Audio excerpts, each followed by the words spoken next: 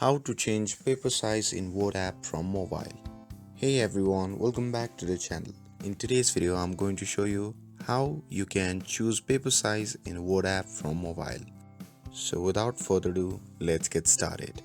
So first thing first, open the Word app on your phone. But first, I'm going to show you how you can customize your paper before starting any projects or documents from the Word app. To do that, simply tap on the plus button shown in the top right corner of the screen, and once you see the interface like this, simply tap on the blank documents, or you can choose the templates that you like. And once you see the interface like this, simply tap on the pencil icon shown in the top side of the screen, and a pop-up menu will appear.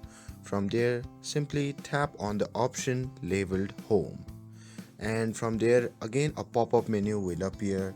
From here you can see different options, from which you have to simply tap on Layout, and from there you simply have to tap on the sizes.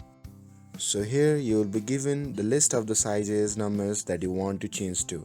You can simply tap on the size that you want to choose, and just like that you can change the paper size in the Word app.